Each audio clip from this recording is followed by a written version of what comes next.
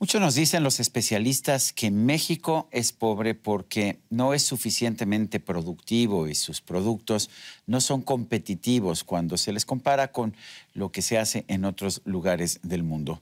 El Instituto Mexicano para la Competitividad se ha puesto como tarea medir la competitividad de México en comparación con otros países. Y la verdad es que hasta ahora los resultados no son positivos para México. Juan Pardinas es director general del Instituto Mexicano para la Competitividad del INCO. Gracias, Juan, por estar con nosotros aquí en la entrevista. Acaban de sacar un nuevo índice de competitividad. ¿Cómo ves a México en este índice? ¿En dónde estamos mejorando? ¿Y cuáles son los lastres que seguimos teniendo como país? Sergio, muchas gracias por la oportunidad de platicar contigo y con tu auditorio.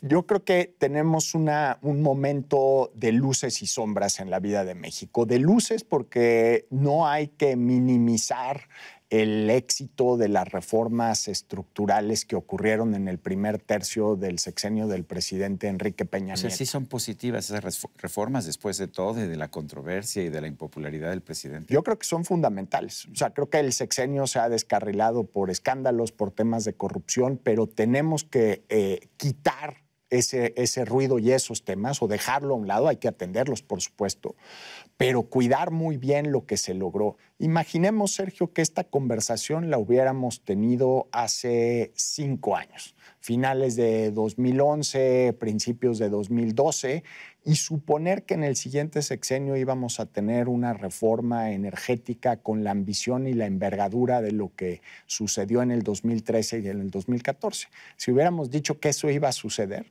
probablemente hubieran dicho, oye, Sergio y Juan se volvieron locos. O sea, no había ningún elemento en nuestra historia. Se habían venido proponiendo en 3 sexenios del PRI, del PAN, y nadie había podido hacer las reformas. Y siempre acababan con versiones muy diluidas. ¿Qué estamos viviendo ahorita? Pasamos de un monopolio energético a un mercado energético. Hay ya más de 80 empresas que están trabajando en el sector energético mexicano, que están trabajando para el Estado mexicano, haciendo el trabajo que antes solo hacía Pemex. Le dábamos a Pemex un pastel y una responsabilidad muy grande y se lo tenía que comer solito el todo, que era explotar los recursos energéticos del país. Ahora lo está haciendo una serie de empresas. Estamos utilizando recursos que antes se iban a Pemex, ahora se están pudiendo utilizar para otros rubros del gasto público, del gasto federal, a veces no bien gastados, pero estos son cambios que debemos de valorar, Sergio, y a mí me preocuparía mucho que en el contexto de la elección, en el contexto del desprestigio del propio gobierno de Enrique Peña Nieto, echáramos, como dicen, al niño con todo y el agua. Y en este caso el niño son las reformas estructurales. Bueno, el propio Andrés Manuel López Obrador primero dijo que iba a echar para atrás las reformas. En su proyecto de nación dice, bueno, hay que considerarlas, hay que evaluarlas. Ya es una... pues por lo menos es una actitud distinta, como ocurrió con el Tratado de Libre Comercio después de muchos años. Quienes lo rechazaron ahora se preocupan porque se pueda cancelar. Pues las reformas están bien, pero estamos viendo, por ejemplo, un serio problema de violencia. ¿No incide esto en la competitividad del país? Es definitivo y es el principal lastre. Es un problema de Estado de Derecho. Violencia, impunidad y corrupción. Y yo creo que los 3 problemas van pegados. ¿Por qué existen estos niveles de violencia? Pues porque no logramos castigar y atrapar a los homicidas que están cometiendo estos actos atroces. ¿Por qué no los atrapamos? Porque no hemos invertido lo suficiente en desarrollar policías profesionales. Oye, pero los presupuestos tanto de la Secretaría de Seguridad, la exsecretaría, ahora la comisionado de Seguridad Pública, como de las procuradurías han crecido de forma exponencial. O sea, el dinero ha crecido muchísimo, allá hay más dinero. Y en algunos casos se ha malgastado, Sergio. Por ejemplo, la Policía Federal, que creo que es de los logros importantes del sexenio de Felipe Calderón, es más pequeña ahora de lo que era a principios del sexenio. Se ha subinvertido ahí. Vas a los ministerios públicos a nivel estatal y es una devastación absoluta. Me atrevería a decir que en algunas entidades es la señal de un Estado fracasado. Vemos en las series de televisión, de ficción en Estados Unidos, de crimen, que ocurre un homicidio y acordonan el área donde está la víctima, cuidan la evidencia, hacen pruebas periciales. En México eso no existe o existe muy poco. Por eso los criminales que están en la cárcel, en su enorme mayoría, son los que logran agarrar de forma infraganti. La capacidad de investigación del Estado mexicano a nivel federal es débil. A nivel estatal, en la mayoría de las entidades es inexistente. Entonces, tenemos que reconstruir esa parte del Estado mexicano. Yo diría darle autonomía al Ministerio Público, por supuesto, crearle contrapesos. ¿No la tiene ya? Yo creo que no. Yo creo que el Ministerio Público está totalmente sujeto a presiones políticas. Esas presiones políticas generan un clima de discrecionalidad, de a mis amigos toda la benevolencia, a mis enemigos todo el peso de la ley. El dogma juarista, que finalmente lo que decía que era a mis amigos clemencia y justicia y a mis enemigos justicia secas. Exacto, que sirve para proteger a Emilio Lozoya en el caso de Overdreck, pero también esa discrecionalidad le da muchas herramientas al Ministerio Público para actuar de distintas maneras, no con motivaciones políticas, pero con motivaciones más cercanas, yo diría, a casos de corrupción. Nos encontramos, por ejemplo, expedientes en papel. Y uno pudiera pensar, bueno, idealmente habría que digitalizarlos. No es idealmente, yo creo que es una precondición para modernizar la justicia del país, porque si arrancas una página de un expediente donde hay una prueba que se va a utilizar en el juicio oral, aún así que sean juicios orales, todavía sigue pesando el expediente en papel, y digo pesando de una manera metafórica y literal, porque son kilos de papel. Se pierde esa hoja y se puede descarrilar el juicio. Entonces se pierde la evidencia y se descarrila el juicio. Entonces, ¿de qué manera utilizamos la tecnología del siglo XXI para mejorar la procuración de justicia? Todos los expedientes deberían estar digitalizados. La mayoría de la evidencia que se puede digitalizar debería estar acceso. Por supuesto, esto no es un tema de transparencia, hay un resguardo pericial, hay un resguardo judicial, pero utilizar métodos actuales, Sergio, todavía si vas a los ministerios públicos en muchas entidades del país, es un viaje en el túnel del tiempo y estás en el siglo XX, por ahí de los años 60, y eso explica la crisis de impunidad y de violencia. Hablaste del tema de Odebrecht y hablaste del tema de corrupción. ¿México es más corrupto hoy? ¿El Estado mexicano y los distintos órdenes de gobierno son más corruptos? ¿O lo que pasa es que la corrupción se ve más porque estamos viendo por primera vez actuaciones, digamos, en contra de gobernadores? Sí, es difícil contestar la pregunta con evidencia porque no tenemos una línea base.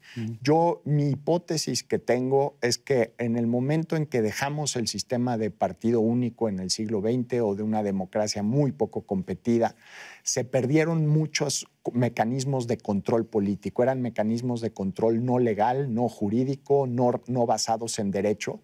Pero si había un caso como el de Javier Duarte en Veracruz, el presidente de la República daba un manazo y decía, oye, maestro, te pasaste de la raya, esto es inadmisible. Pero los gobernadores no iban a la cárcel en ese entonces y hoy tenemos media docena de gobernadores o en la cárcel o siendo procesados. Sí, ojalá y las sentencias ratifiquen la evidencia de su culpabilidad. Vamos a ver qué pasa. Yo todavía no echaría cohetes al cielo. Efectivamente, no había gobernadores en la cárcel. Siempre había como un proceso de un sexenio a otro de escoger a ciertos personajes del gobierno anterior como una especie de proceso de mea culpa, de purificación. Pero lo que creo es que no logramos como democracia crear mecanismos institucionales para frenar estos excesos, que es ahora lo que tenemos que construir, y el Sistema Nacional Anticorrupción, ese era su aliento original a pesar de todos los problemas que ha tenido en su implementación, ¿no? México es un país notoriamente pobre y si vemos las cifras, vemos que otros países incluso con mayor desarrollo relativo como Estados Unidos han avanzado más rápido a lo largo de las décadas de lo que lo ha hecho México en los últimos 40 o 50 años. Hablabas de los factores que han, con donde se ha mejorado la competitividad, factores en los que no, como el Estado de Derecho.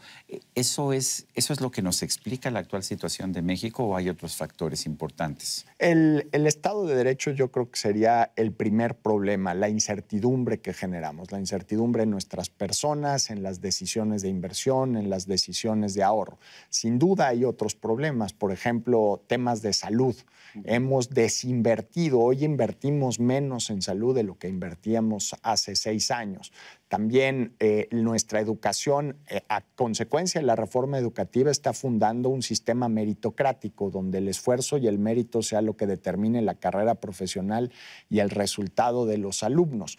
Pero este es un proceso de muy largo aliento, nos va a tomar varias generaciones y estamos dando los primeros pasos en la dirección correcta, pero antes esto no existía. Entonces sí tenemos problemas de Estado de Derecho, pero también hay problemas en provisión de derechos básicos como fueron la salud y la educación, que si no vamos avanzando en la dirección correcta va a ser muy difícil fortalecer la competitividad del país. Y uno muy importante yo diría que es la economía informal, Sergio.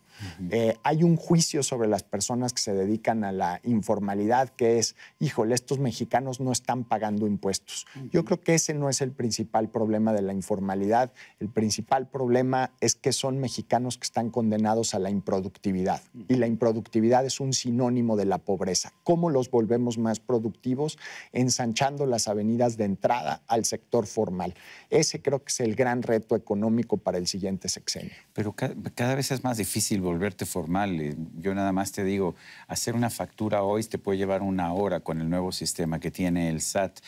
Si no tienes conocimientos de computación, no tienes forma de realizar transacciones en la nueva economía. ¿No estamos yendo para atrás en ese sentido? En muchísimos rubros estoy totalmente de acuerdo con la premisa de la pregunta. Trámites a nivel municipal, algunos reglamentos municipales y estatales que son francas licencias de extorsión sobre pequeños y medianos negocios. Tenemos que valorar a la empresa legal, la empresa que cumple con todas sus obligaciones jurídicas como un bien público que hay que cuidar y tutelar.